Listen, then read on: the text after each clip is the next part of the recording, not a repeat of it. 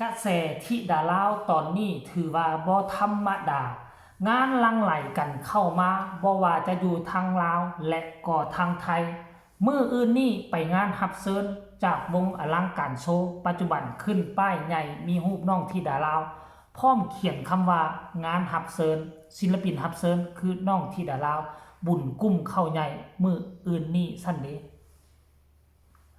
ทักทายสวัสดี FC แฟนคลับมาพบมาพ่อกันอีกคลิปหนึ่งก็แล้วกันในตอนเศร้าของมื้อนี้ท่านผู้ชมเรื่องราวที่น่าสนใจมันเกิดขึ้นอีกแล้วครั้งใหญ่เกี่ยวกับน้องธิดาลาวลูกสาวของพ่อภูศรีวิไลนั่นเองที่ผ่านมาเฮาก็จะได้เห็นน้องไปขอขึ้นวงนั่นไปขอขึ้นเวทีนี่เพื่อไปเก็บเกี่ยวประสบการณ์เพื่อเป็นการฝึกฝนล่อลองในที่สุดฝีไม้ลายมือได้เห็นประจักษ์ตาในวงเจ้าภาพเจ้าการเจ้างานก็ต้องการคั่วตัวให้ขึ้นไปแสดงนำล่าสุดมื้อวานนี้เจบ่ลาวก็ได้เฮ็ดไปคลิปนึงมื้อวานมื้อก่อนนี่เนาะอยู่ทางลาวงานส่งท้ายปีเก่าต้อนรับปีใหม่น้องธิดาลาวก็จะได้ไปวันที่19และหลายคนก็บอกว่ามันบ่แม่นแต่เฉพาะวันที่19ได้ถ้าจำบ่ผิดมี3งานส่งท้ายปีเก่าต้อนรับปีใหม่อยู่ทางฝั่งลาวเรียบร้อยแล้วว่าซั่นเด้แต่ก่อนจะไปฮอดส่งท้ายปีเก่าเฮามาเอามื้ออื่นนี่ซะก่อนมื้ออื่นนี่เป็นวันที่16เป็นวงอลังการโชว์หรือว่าเสียงวี62จะได้ไปแสดงให้กับงานกลุ่มเข้าใหญ่อยู่จังหวัดหนึ่งท่านผู้ชมโปสเตอร์ออกมาแล้วเนาะโปสเตอร์ออกมาแล้วแต่ว่ามีการเพิ่มรูปของน้องธิดาลาวเข้าไปและครั้งนี้มันมีความแตกต่างจากเดิมที่สุดเพราะว่าอย่างเพิ่มรูปเข้าไปแล้วเขียนว่าศิลปินรับเชิญซึ่งถ้าจำบ่ผิดนะ 2-3 ครั้งที่ผ่านมานี่ครั้งแรกบ่มีรูปครั้งที่2เพิ่มรูปเข้าไปแต่บ่ได้เขียนชื่อว่ามาด้วยเหตุผลหยังบ่ได้เขียนชื่อบ่ได้ระบุชื่อครั้งที่2ครั้งที่3ก็เช่นเดียวกันแต่ว่ามาครั้งนี้นี่มีรูปแล้วก็เขียนว่าศิลปินรับเชิญธิดาลาวศรีวิไลนั่นหมายความว่าจังได๋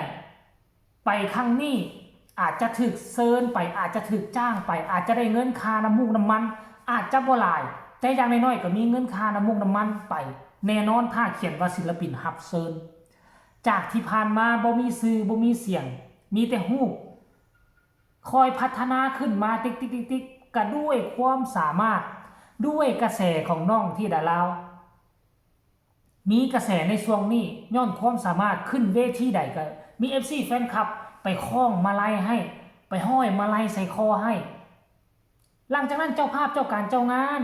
เจ้าของวงหมอลำเขาก็เลยอยากจ้างขึ้นไปเพื่อให้ไปเติมเสริมสร้างกระแสของวงเขาให้มันโด่งดังขึ้นกว่าเก่าเนาะอันนี้เป็นผู้จัดการใหญ่วงอลังการโชว์ก็คือลุงใหญ่ของอ้ายของธิดาลาวนั่นละออกมาเคลื่อนไหวว่างานนี้เป็นงานที่ชมฟรีพี่น้องชาวอุบลราชธานีปักโบการกุศลวันที่16ธันวาคม2568สนามหน้าที่ว่าการอำเภอสำโรงแฮชแท็กหมอลำอลังการโชว์แฮชแท็กเสียงวี62งานสักการะศาลหลักเมืองและบุญกุ้มเข้าใหญ่หน้าที่ว่าการอำเภอสำโรงจังหวัดอุบลราชธานีวันที่16ธันวาคม2568เริ่มจักโมงก่อนป่าเริ่ม21 โมง6 โมงป่าโถ6 โมงเช้าผู้ตัวสอดแจ้งแต่ว่าน้องธิดาลาวเป็นศิลปินรับเชิญก็คงจะบ่ได้อยู่สอดแจ้งดอกก็คงจะได้อยู่ขึ้นซากขึ้นช่วงคอนเสิร์ตของตนเองแล้วก็คงจะกลับบ้านพักผ่อนหรือว่ากลับที่พักนั่นละท่านผู้ชม FC แฟนคลับอันนี้ก็คือเรื่องเล่าดีๆห่างหายจากเวทีนี่ไปกระโดนเติบจนว่ามีเวทีใหม่ให้ขึ้นก็คือเวทีเดียวหนังตะลุงนี่คันเขาจ้างหนังตะลุงก็สิมีหนังตะลุงกับเวทีน้อยไปก่อนจะแสดงก็จะแสดงห้องรำทำเพลงก่อนแล้วจึงแสดงหนังตะลุงแต่ถ้าจ้างเวทีใหญ่ซ้ำเวทีของลำซิ่งก็จะมีคอนเสิร์ตปะปนกันไปน เนาะกระแสน้องธิดาลาวก็คิดว่าจะย่างก้าวออกจากเวทีนี้ไปแล้วแต่ที่ไหนได้มามือนี่เห็นโพสต์เห็นโปสเตอร์โพสต์ขึ้นมาเรียบร้อยคืออลังการโชว์ยังบ่ปะยังบ่ทิ่มหลานสาวธิดาลาวคนเก่งเนาะคนนี้ลุงใหญ่ได้กลับคืนมาเป็นที่เรียบร้อยแล้วเดี๋ยวไปฟังคำคิดคำเห็นจักเล็กจักน้อยสากล FC แฟนคลับคิดแนวใดต่อเหตุการณ์นี้ท่านผู้ชมคอมเมนต์แรกบอกว่าอีล่ามีรูปละเด้อฮ่าฮ่าฮ่าจัดให้น้องธิดาลาวสัก10 เพลงครับคงเป็นไปบ่ได้สูงสุดก็น่าจะ2 หรือ 3 เพลงนี่แหละพอเฮาเป็นงานรับเชิญเด้ศิลปินรับเชิญจะบ่ฮ้องเพลงหลายเนาะ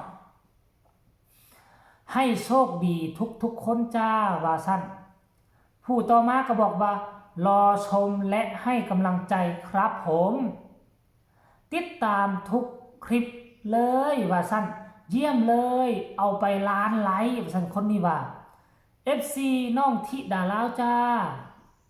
เก่งจังเลยน้องธิดาลาวปังมากว่าซั่นเยี่ยมเลยสุดยอดโอ้โหว่าซั่นเยี่ยมมากเลยสุดยอดหลายอยู่ไหนคนนี้ว่านี่ท่านผู้ชม FC แฟนคลับพอผู้สิวิไลก็หาก็มาโพสต์เคลื่อนไหววังกี้นี่บ่ฮอด1 ชั่วโมงด้วยซ้ำไปอันนี้คือการเคลื่อนไหวล่าสุดของน้องธิดาลาวในที่สุดก็มีงานรับเชิญเข้ามาแล้วเนาะสมัยก่อนนี่บ่ว่าจะไผดอกถ้าเฮายังบ่ทันเก่งกระแสเฮายังบ่ทันโด่งทันดังเฮาก็ต้องไปขอเขาก่อน